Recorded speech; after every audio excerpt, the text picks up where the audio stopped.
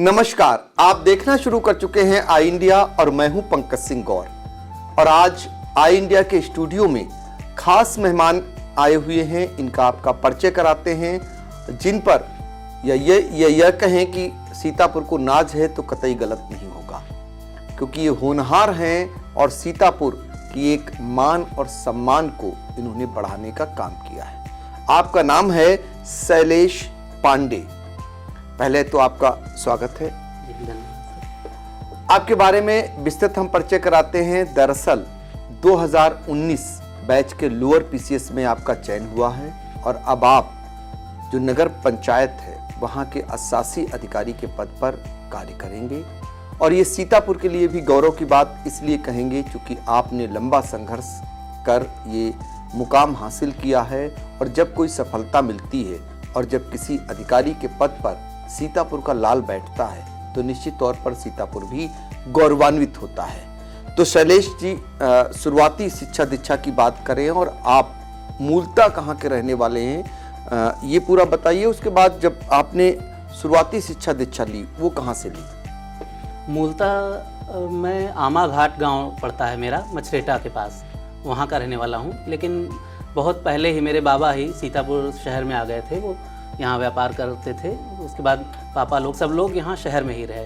तो मेरी शिक्षा दीक्षा सीतापुर शहर में ही हुई। आनंदी देवी सरस्वती विद्या मंदिर से मैंने पूरी अपनी पढ़ाई की, कक्षा 6 से लेकर 12वीं तक। 2009 में मैं वहाँ से निकला।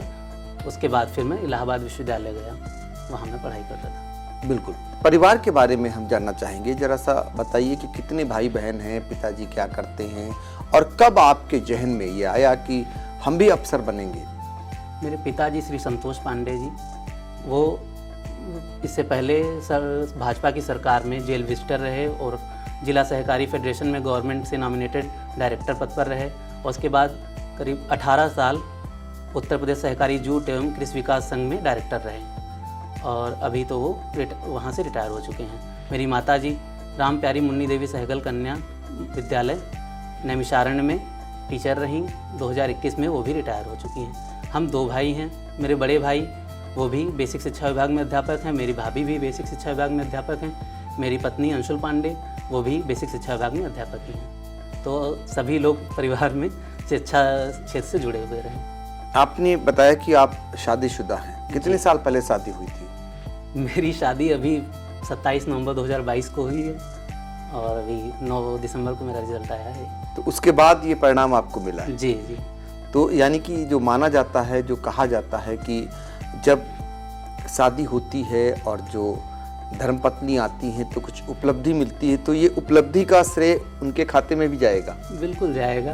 अब ये तो तारे सितारे जब सब साथ आते हैं तभी कुछ सफलता मिलती है व्यक्ति को, क्योंकि संघर्ष तो लंबा चल ही रहा था मेरा और अब परिवर्तन हुआ है, उसके साथ ही ये खुशखबरी आई है, तो उनको भी मैं श्रेय जरूर दूंगा। शैलेश, ये जानना चाहेंगे कि आपने कितने दिन संघर्ष किया जब आपने ग्रेजुएशन किया, आपका कहना LLB की, कितने दिनों तक संघर्ष किया कि मुझे अफसर बनना है? तो कहाँ कहाँ तक आप गए और कितने साल आपने तैयारी की? देखिए, 2009 में मैंने जब इंटर पास कर लिया, उसके बाद इलाहाबाद विश्वविद्यालय में मैंने एडमिशन लिया।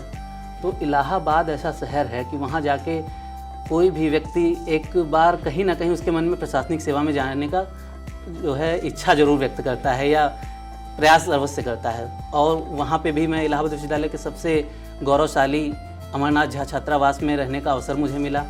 तो वहाँ का जो माहौल रहा, वहाँ सीनियर्स और वहाँ के साथी लोग, तो मैं हमेशा प्रेरित वहीं से हुआ कि मैं प्रशासनिक सेवाओं की तैयारी करूँगा।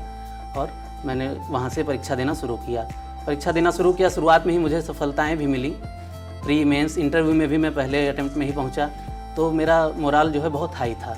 उसके बाद फिर कुछ ऐसा हुआ कि लगातार मैं प्री हमेशा पास किया, मेंस दिया, उसके बाद भी इंटरव्यू में भी गया, लेकिन अंततः सफलता नहीं मिल रही थी। तो इसी के साथ ही मैं 2015 में LLB में पास कर लिया था इलाहाबाद विश्वविद्यालय से ही। उसके बाद फिर मैं तैयारी करने के क्रम में दिल्ली चला गया। वहाँ पे मैंने कुछ पढ़ाई की समय और वहाँ पे मैं पढ़ रहा था, तो संघर्ष तो चल रहा था लंबा। बस ये समझिए, इस संघर्ष को मुझे संघर्ष नहीं फील हुआ, उसका कारण था मेरा परिवार। मेरी माता जी, उनका हमेशा ही साथ रहा। माता पहले ही गुरु होती ही हैं, जब मैं बचपन में घर पे था तभी से वो मुझे प्रेरित करती थी पढ़ाई के लिए कि किस तरीके से पढ़ाई करके ही अपना भविष्य सुधारा जा सकता है। तो ये चीज़ें कहीं ना कहीं दिमाग में थी आगे, और वहाँ पे जब मैं संघर्ष कर रहा था, बार बार असफलताएं भी होती थी, तो उनका साथ हमेशा रहा। कभी उन्होंने मुझसे ये नहीं कहा कि बेटा बहुत हो गया अब लौट आओ, हमेशा ही उन्होंने कहा कोई बात नहीं, आगे अभी और है समय और होगा। तो परिवार का जब साथ मिलता है तो हिम्मत बढ़ती है और आदमी सफल होता भी है। तो पहला अटेम्प्ट था ये या फिर इससे पहले भी दे चुके थे परीक्षा? लोअर पीसीएस परीक्षा का ये मेरा पहला अटेम्प्ट था। इससे पहले मैंने पीसीएस का इंटरव्यू भी दिया है, आईएएस की भी परीक्षाएं दी हैं, लेकिन लोअर पीसीएस पहली बार मैंने ये फॉर्म भरा था और इसी में मेरा ये सिलेक्शन हुआ। 2019 की ये परीक्षा है ये, उसके बाद कोविड आ गया। 2019 में अक्टूबर में इसका प्रारंभिक परीक्षा हो गई थी, लेकिन उसके बाद फिर कोविड आ गया 2020 में, जैसा आप लोग जानते हैं 2 साल परीक्षाएँ ही नहीं हुई। फिर इसका मेंस जाके हुआ है अक्टूबर 2021 में, और अब ये फाइनल परिणाम आया 1 साल बाद। तो 3 साल बाद सफलता हाथ लगी। हाँ, लंबा इंतजार करना जी, पड़ा। इंतजार करना पड़ा, लेकिन उसके बाद जब सफलता मिली तो अब अच्छा लग रहा है आज। लेकिन एक बात तो है, यदि मन में ठान लिया, तय कर लिया कि मुझे कुछ बनना है, आपने भी तय किया होगा कि मुझे कुछ बनना है, तो वो कामयाबी जरूर कदम चूमती है।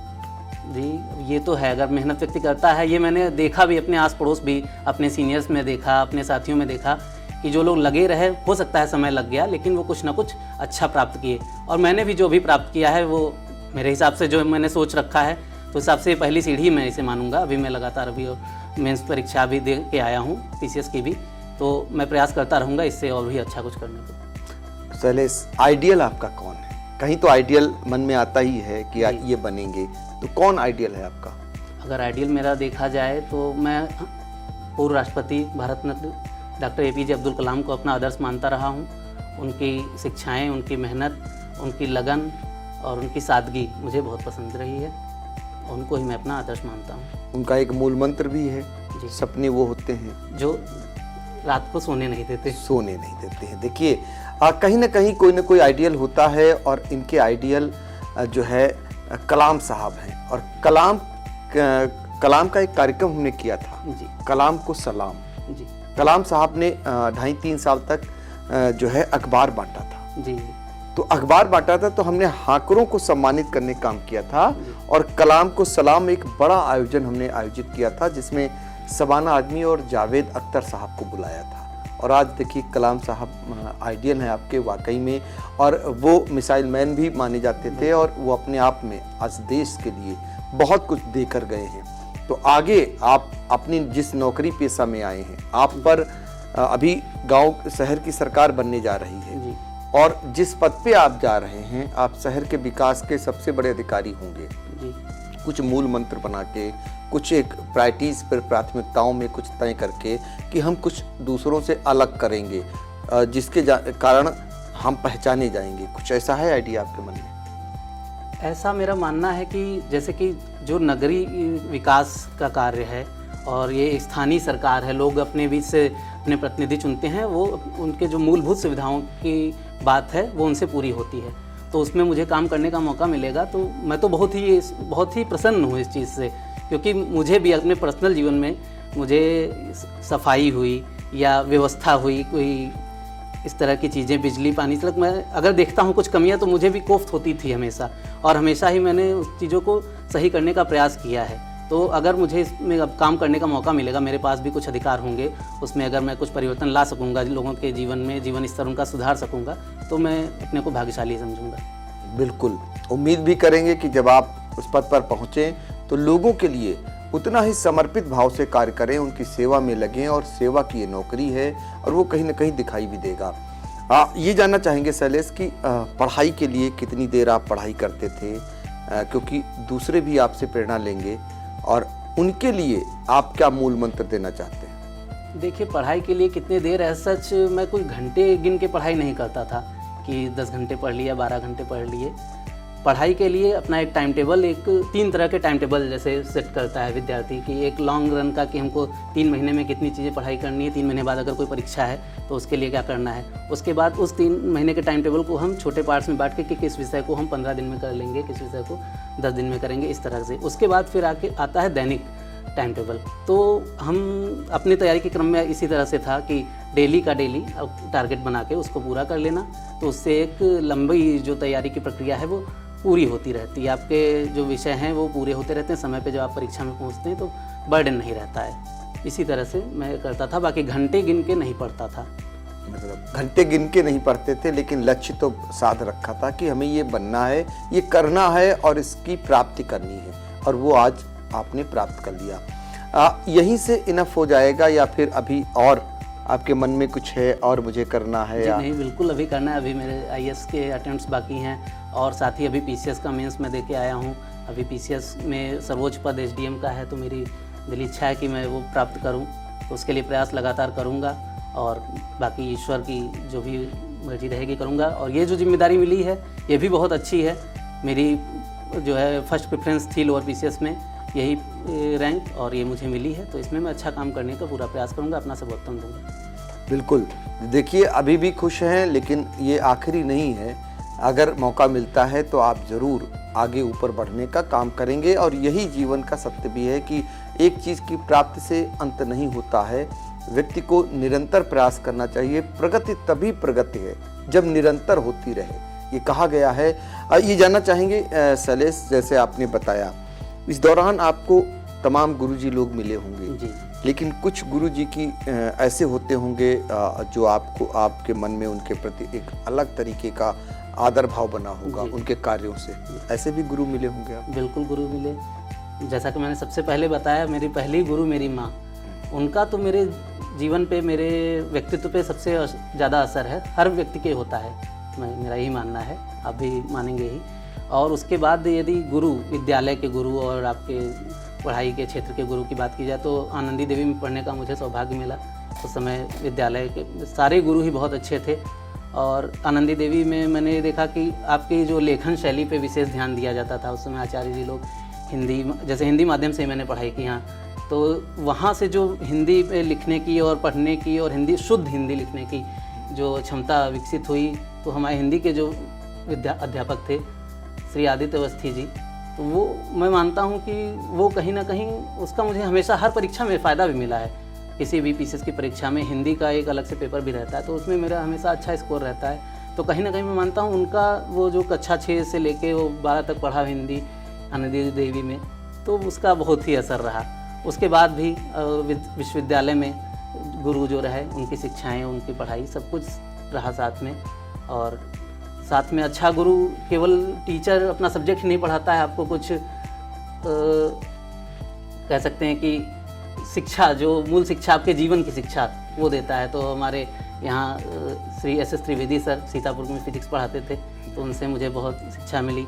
फिर दिल्ली में भी मैं जो गुरु थे उनसे संपर्क में आया। तो एक व्यक्तित्व का विकास भी गुरु करता है अपने विषय के अलावा।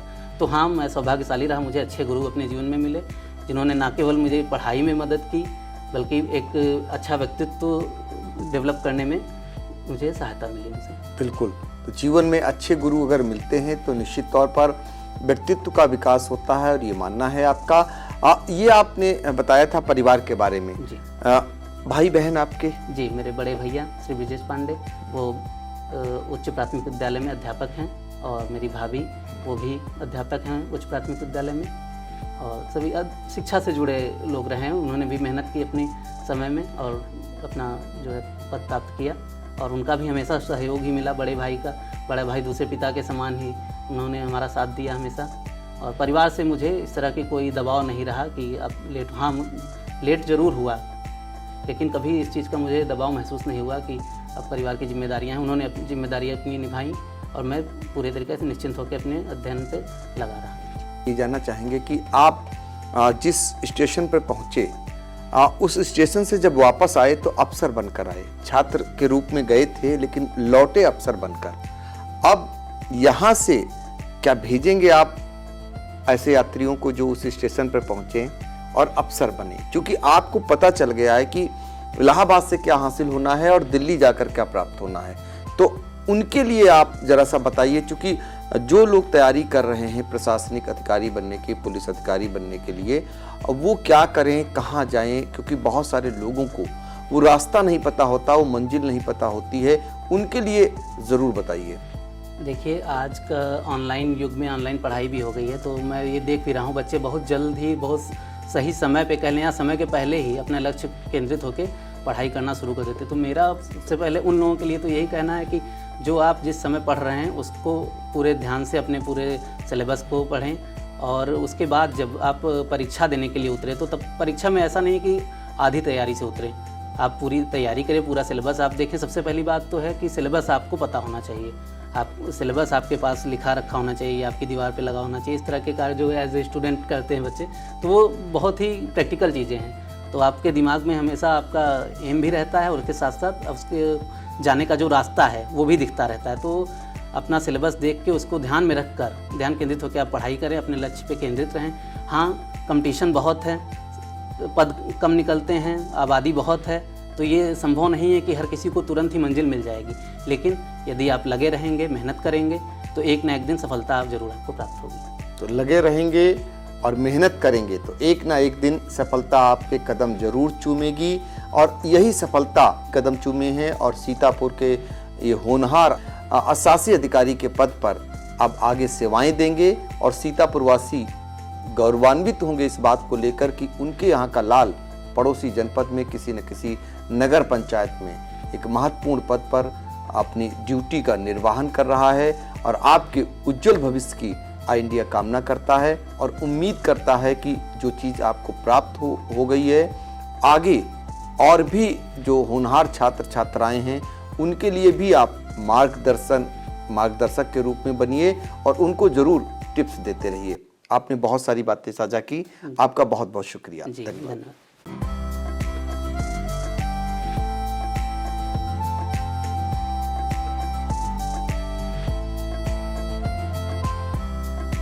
चुनावी सफर में हिचकोले खा रही निकाय की नैया, वोटर बनेंगे आखिर किसके खेवैया।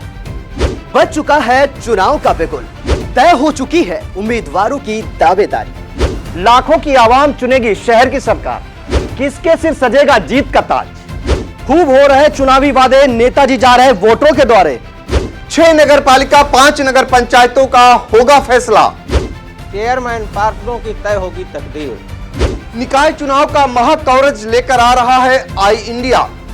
निकाय की नैया में देखे वोटरों की पसंद, शहर की सरकार में जानेंगे निकायों का हाल। वार्डों से लेकर निकायों तक होगा सबसे सटीक विश्लेषण। तो हर रोज देखते रहिए सबसे भरोसेमंद न्यूज चैनल आई इंडिया। दर्शकों के प्यार से बनी बात, मिला 80,000 सब्सक्राइबर्स का साथ। कम समय में 1.5 करोड़ से भी अधिक दर्शकों ने देखा आई इंडिया।